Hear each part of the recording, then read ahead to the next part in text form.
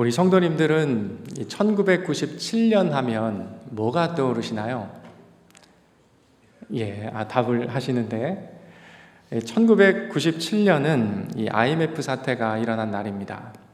그래서 대한민국 경제가 아주 큰 위기에 봉착했던 때가 1997년이에요. 여러분, 한 나라가 살림을 하기 위해서는 든든한 재정이 필요하죠. 특히 외국과 거래를 통해서 나라 살림을 잘 운영을 해 나가야 합니다. 그런데 나라가 보유해야 될 이 외환 보유고가 턱없이 부족했던 것입니다.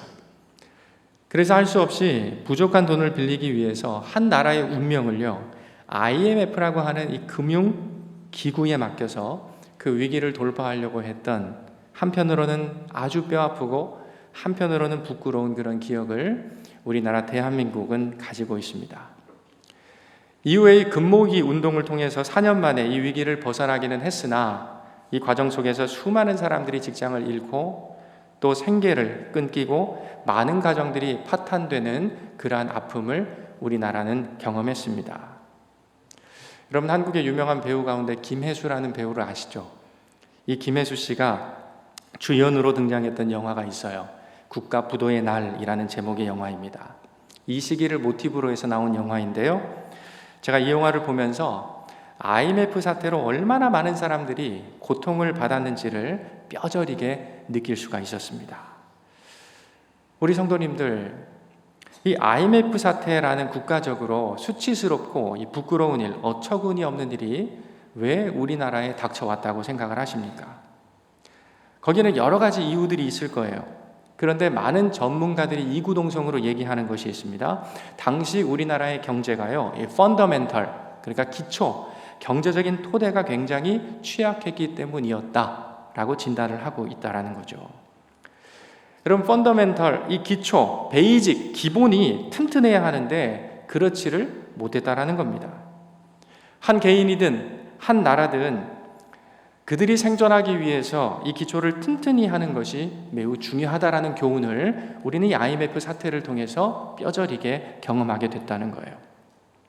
그런데 여러분, 우리가 믿고 신앙생활하는 우리의 신앙에도 이 기본적인 기초와 토대, 이 펀더멘탈이 있다는 것을 알고 계십니까?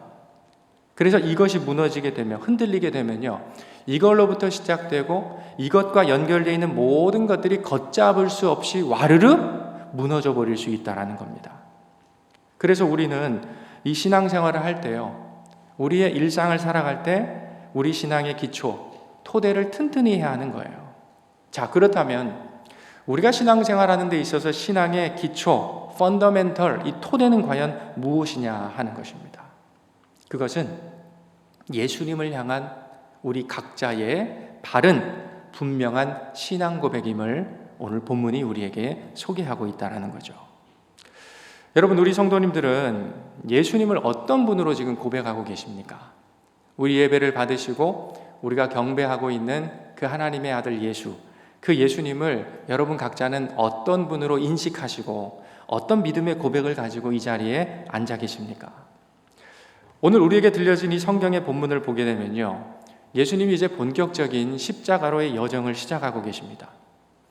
곧 제자들을 이 땅에 남겨두고 이들을 떠나야 하는 예수님에게 한 가지 아주 중요한 관심사가 있었다라는 거죠. 그것은 무엇이냐?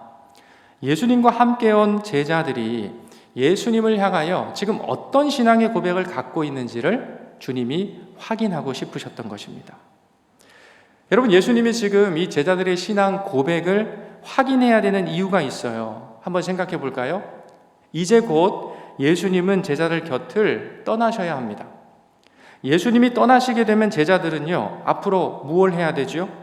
예수님의 이름으로 모여진 예수 그리스도의 공동체, 이 교회 공동체를 이끌어 가야 됩니다.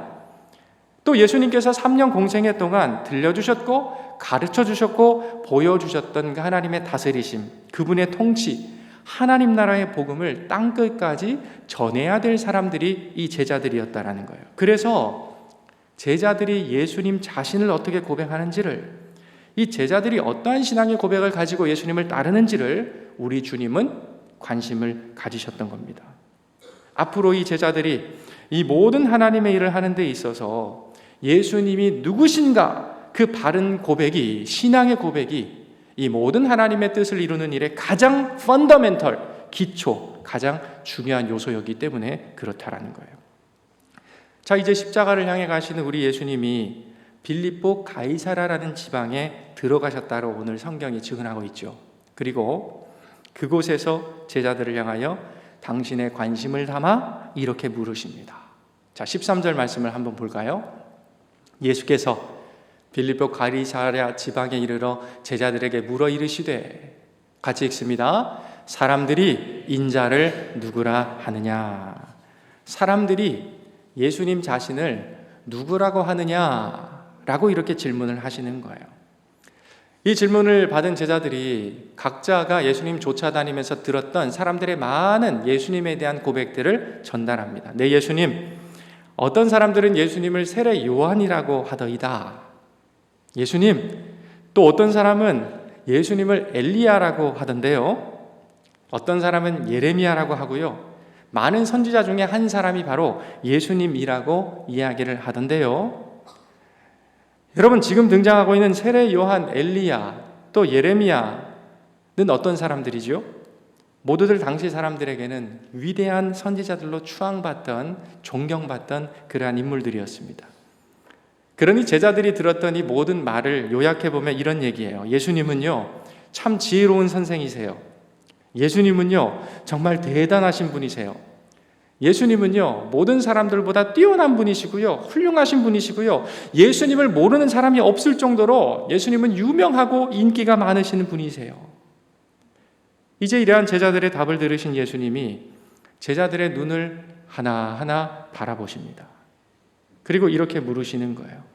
너희는 나를 누구라 하느냐? 그래, 내가 다른 사람들이 나에 대해 그렇게 말하는 것, 그 고백 내가 잘 알아들었다. 그런데 그 사람들 말고 바로 너는 나를 누구라고 하느냐? 여러분, 예수님의 이런 뜬금없는 질문에 제자들이 얼마나 당황했을까요? 평소에 예수님과 늘 함께 다녔기 때문에 우리에게 적용하면 늘 교회를 들락날락 모든 예배에 참여해서 예배에 참여하는 나였기 때문에 이런 것에 대해서 생각해 보지도 않았을 수 있지 않을까요? 그런데 이러한 예수님의 물음에 베드로가 대답합니다. 16절을 한번 볼까요? 시몬 베드로가 대답하여 이르되 주는 그리스도시요 살아계신 하나님의 아들이십니다. 뭐라고 고백합니까? 주는 그리스도이십니다. 살아계신 하나님의 아들이십니다. 고백하고 있다는 겁니다. 여러분, 베드로가 지금 예수님의 물음에 대해서 고백하는 이 내용은요, 그렇게 단순한 고백이 아니었습니다.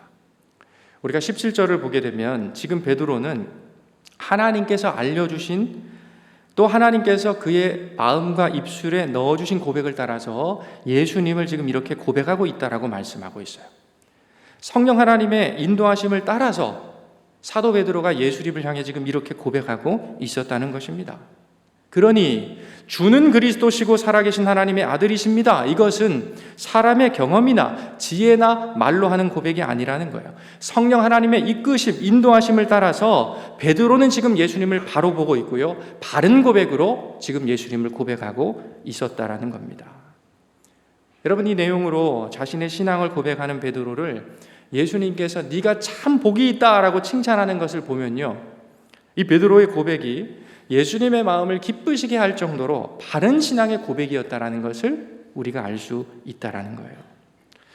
여러분, 우리가 지금 베드로가 하는 이 신앙의 고백이 무슨 의미인지를 알아보려면 이 구약 시대에 이 그리스도가 어떤 존재였는가를 우리가 좀 알 필요가 있습니다. 여러분, 그리스도 많이 들어보셨죠? 이 그리스도의 말의 의미가 무엇입니까? 기름 부음을 받은 사람이라는 뜻이에요. 그래서 우리에게 익숙한 메시아, 구원자라는 의미를 가진 그러한 말입니다. 자, 구약 시대에 이 기름 부음이라는 것은요, 아무에게나 부어지는 그런 것이 아니었다라는 거죠. 세 부류의 사람들에게 특별히 기름 부음인 역사하게 되는데요, 제사장, 선지자, 왕에게 부어지는 특별한 은사가 기름 부음이었습니다. 그래서 이들은 기름 부음을 통해서 자신에게 맡겨진 직임을 잘 감당했어요. 기름 부음을 받은 이후에 하나님의 백성인 이스라엘 백성들을 이방 사람들의 손에서 구원해 냈고요. 그들을 하나님의 마음으로, 그분의 사랑으로 잘 다스릴 수 있었던 것입니다. 그래서 지금 예수님이 그리스도 기름 받으신 분입니다 라는 이 베드로의 고백은요, 예수님이 제사장이요, 선지자요, 왕의 직임을 저와 여러분들을 구원하기 위하여 감당하신 구원자이시고 메시아이십니다 라는 그러한 신앙의 고백을 담고 있다는 겁니다. 여러분, 성경에 나온 우리 예수님이 저와 여러분들을 위하여 하셨던 일들을 기억하시죠? 예수님은 단번에 자기를 제물로 드려서 우리를 하나님과 더불어 화목해 하신 제사장이셨습니다. 우리 예수님은 우리를 구원하시고자 하시는 그 하나님의 뜻을 그분의 말씀과 성령으로 우리에게 밝히 보여주시고 나타내신 선지자셨습니다. 그리고 우리 예수님은요, 모든 원수를 막아 이기시고 우리를 보호하시고 다스리시는 왕이셨다라는 거예요. 지금 베드로가 예수님을 그리스도이십니다라고 고백하는 이 말의 의미가 바로 이런 것이죠. 또 베드로는 이어서 예수님을 살아계신 하나님의 아들이라고 고백을 하고 있습니다. 성도님들, 우리의 손에 들려진 하나님 말씀, 이 첫 번째 책이 창세기인데 창세기 1장 27절은 우리 인간의 존재에 대해서 이렇게 얘기를 하고 있습니다. 제가 한번 읽어볼게요. 하나님이 자기 형상 곧 하나님의 형상대로 사람을 창조하시되 남자와 여자를 창조하시고 하나님이 그들에게 복을 주시며 하나님이 그들에게 이르시되 생육하고 번성하여 땅에 충만하라, 땅을 정복하라, 바다의 물고기와 하늘의 새와 땅에 움직이는 모든 생물을 다스리라 하시니라. 하나님이 창조하신 처음 사람의 모습은 그저 그런 존재가 아니었다라는 거예요. 하나님의 형상대로 창조된 하나님의 씨, 그분의 유전자를 가진 존귀한 존재였다고 성경이 이렇게 기록하고 있습니다. 또 생육하고 번성하여 땅에 충만해야 될, 그래서 하나님이 지으신 모습, 하나님의 뜻을 따라서 세상을 잘 다스리고 관리해야 될 존귀한 존재가 누구입니까? 그분의 형상을 따라 창조된 바로 우리 인간이었다라는 거예요. 그런데 여러분 잘 아시죠? 안타까운 일이 우리 인간 가운데 벌어지게 됩니다. 이 사람이 뱀의 유혹에 넘어가 버리게 됐어요. 그래서 하나님의 유전자를 다 잃어버리게 됩니다. 그리고 하나님이 주신 권세, 세상을 잘 다스리고 관리해야 될 이 통치권을, 다스리는 권세를 마귀에게 다 빼앗겨 버리고 말았다라는 것입니다. 그 결과가 무엇입니까? 하나님의 창조물이고 자녀였던 마스터피스, 하나님이 보시기에 존귀했던 하나님의 자녀들이 마귀의 자녀로 변질돼 버리고 말았다. 성경은 이야기하는 거예요. 자, 그런데 베드로의 고백처럼 예수님이 살아계신 하나님의 아들로 이 땅 가운데 오신 것입니다. 우리 예수님께서 살아계신 하나님의 아들로 이 땅에 오셔서 우리 안에 죽어버리고 제거된 하나님의 유전자를, 그분의 씨앗을, 그분의 형상을 다시 회복시켜 주신다는 거예요. 예수님이 살아계신 하나님의 아들이라는 이 베드로의 고백은요, 그래서 우리를 하나님의 자녀로 새롭게 하시는 구원자, 그분이 누구란 얘기예요? 예수 그리스도 당신입니다 라는 이 고백의 참된 의미라는 것입니다. 여러분, 예수님을 지금 그리스도로 살아계신 하나님의 아들로 고백하고 있는 이 베드로는 이 두 가지 고백을 하면서 또 한 가지의 중요한 고백을 오늘 예수님께 고백하고 있다라는 거죠. 여러분, 그것은 예수님 당신은 주님이십니다. 퀴리오스라는 그러한 고백이었습니다.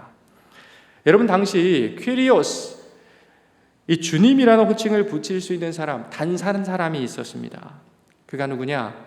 그 시대의 누구에게나 저분이 온 세상을 통치하시는 분, 다스리는 분이시다 라는 고백을 이끌어냈던 당시 로마의 황제 가이사였어요. 당시 로마에서 사용하는 동전에는 이 가이사, 황제의 형상이 들어있었는데요, 이것은 무엇을 의미하느냐? 사람들의 손에서 손으로 동전이 오가는 이 시장에서조차 사람들은 가이사의 얼굴이 새겨진 이 동전을 보면서 우리를 먹여 살리는 분, 우리를 다스리시는 분, 온 세상을 통치하시는 분은 로마의 황제이시다 라고 모든 사람이 이구동성으로 고백하며 살아갔던 그런 시대였다라는 거예요. 세상 왕 가이사에게 모두가 경배합니다. 세상 왕 가이사에게 누구나 무릎을 꿇는 그 시대였다라는 거예요. 그런데 베드로는 예수님이 퀴리오스, 주님이십니다. 예수님만이 참된 우리의 왕이십니다라고 지금 고백하였다라는 거예요. 여러분, 다시 한번 이 본문에 돌아가서 생각해 볼까요? 지금 베드로가 예수님을 향하여 이렇게 고백하는 곳은 어디입니까? 가이사랴 빌립보 지역이었습니다. 눈치채셨겠지만 이 도시의 이름 자체에 가이사라는 이름이 들어가 있어요. 이곳 가이사랴 빌립보라는 곳은 당시 갈릴리 지역을 다스렸던 분봉왕 헤롯 빌립이 디베로 가이사, 그러니까 당시 로마 황제였던 티베리우스를 기념하기 위해서 그 황제에게 헌정했던 도시였습니다. 여러분, 요즘 우리가 살아가는 시대에도 어느 특정 도시의 이름을 이야기하면 바로 우리의 머리에 자동적으로 떠오르는 인물들이 있어요. 그래서 사람들은 그 도시의 이름을 들으면 그 사람들을 추억하고 그 사람들을 높이는 경우를 보게 됩니다.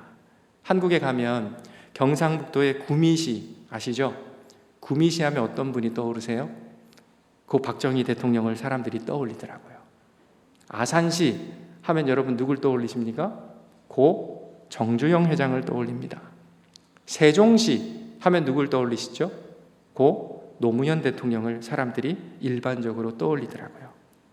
빌립보 가이사라라는 도시가 그러했다라는 거예요. 빌립보 가이사랴, 그 도시의 이름만 불려도 그 도시를 사람들이 생각하기만 해도 자동적으로 나오는 고백이 있었다는 거예요. 그것은 로마의 황제가 온 세상의 주인이십니다. 로마의 황제가 온 세상을 다스리십니다라는 그러한 고백이었습니다. 이렇게 모든 세상 사람이 세상의 모든 권력을 쥐고 있는 이 로마 황제를 유일한 왕으로 경배하고 고백하는 그곳에서 지금 예수님의 제자 베드로는 예수님을 주님, 퀴리오스, 당신이 만왕의 왕 되심을 고백하고 있었던 거예요. 여러분, 주변 상황을 한번 보세요. 지금 베드로의 이 고백은요, 엄청 위태로운 것입니다. 주변 사람 누구라도 베드로가 예수님에게 이런 고백하는 걸 들었다면 당국에 바로 고발될 감이에요. 당장 감옥으로 끌려갈 그러한 상황입니다. 자기의 신앙 고백을 전향하지 않으면요, 엄청난 고통 속에서 생명을 잃을 수도 있는 그러한 고백을 지금 사도 베드로가 하고 있었던 거예요. 그런데도 이 모든 상황을 모르지 않을 베드로가 지금 성령에 이끌려서 예수님을 주님, 퀴리오스, 당신이 온 세상의 통치자이시고 왕이십니다를 고백하고 있다라는 겁니다.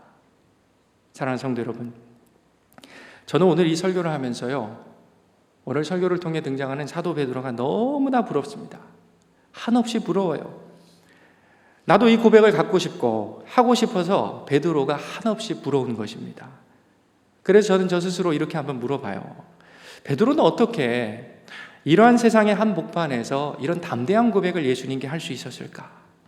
어떻게 이러한 바른 고백을 통해 예수님께 이런 칭찬을 들을 수 있었을까? 이런 무엇보다 베드로는 성령 하나님의 이끄심과 도우심 속에서 예수님을 바르게 보았기 때문이었습니다. 그래서 그는 그 예수님을 당신이 그리스도이십니다, 살아계신 하나님의 아들이십니다 라고 볼 수 있었어요.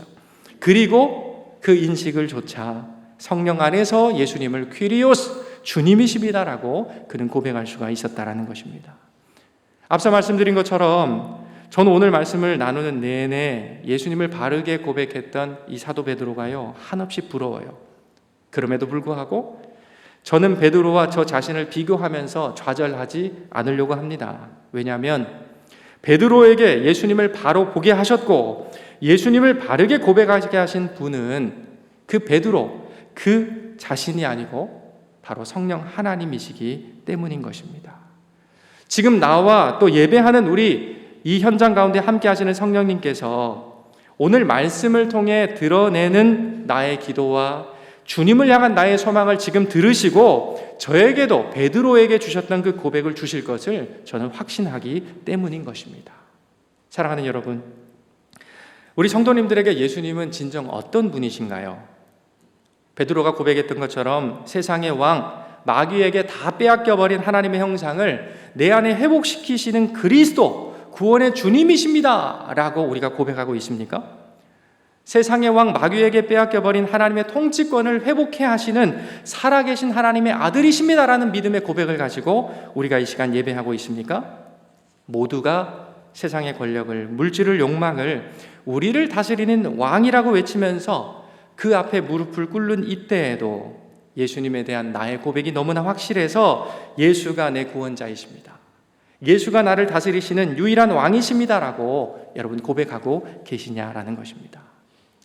오늘 예수님은요, 이 빌립보 가이사라와 같은 우리의 삶의 자리에서 하나님의 왕 되심이 가차없이 거부되는 우리가 몸담고 살아가는 이 세상 가운데서 우리 한 사람 한 사람에게 지금 예배 현장에 나와 주님을 바라며 그분께 주님, 내게도 베드로의 고백을 허락해 주십시오, 주님을 바라며 소망하는 우리 모두에게 묻고 계시다라는 거예요. 아무개야, 너는 나를 누구라고 하느냐? 이 주님의 무릎 앞에서 겸손히 성령 하나님을 구하는 우리 모두가 되기를 간절히 바랍니다. 이 성령 하나님 안에서 베드로의 고백이 진정 저와 여러분들의 진실한 주님을 향한 고백이 되기를 간절히 소망합니다. 성령 하나님께서 우리로 하여금 예수 그리스도를 바르게 보게 하시고 빌립보 가이사랴와 같은 이 세상의 한복판에서 예수를 주님으로 고백하는 은혜를 반드시 우리 가운데도 허락해 주실 것입니다. 말씀을 정리하면서 우리 성도님들 그 소망과 간절한 기대를 가지고요, 이렇게 저를 한번 따라해 보시면 좋겠어요. 내 사랑하는 예수님, 내 사랑하는 예수님, 주는 그리스도시요 살아계신 하나님의 아들이십니다. 아멘. 우리 함께 그 마음을 가지고 주님을 바라며 기도하겠습니다. 우리에게 구원자 예수 그리스도를 보내주신 하나님 아버지, 성령 안에서 우리로 예수를 바르게 고백하게 하시니 참으로 감사드립니다. 주는 그리스도시요 살아계신 하나님의 아들이십니다라는 바른 고백으로 예수님만이 온 세상의 통치자요 왕이심을 드러내는 우리 각 사람, 또 우리 싱가포르 한인교회 되게 하여 주옵소서.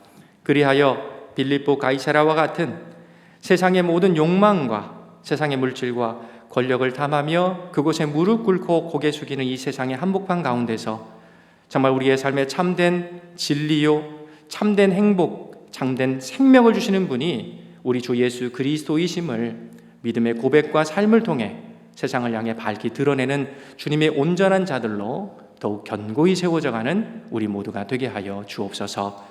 주 성령께 우리의 신앙의 고백과 우리의 마음, 우리의 삶을 온전히 의탁드리오며 살아계신 예수 그리스도의 이름으로 감사하며 기도 올리옵나이다. 아멘.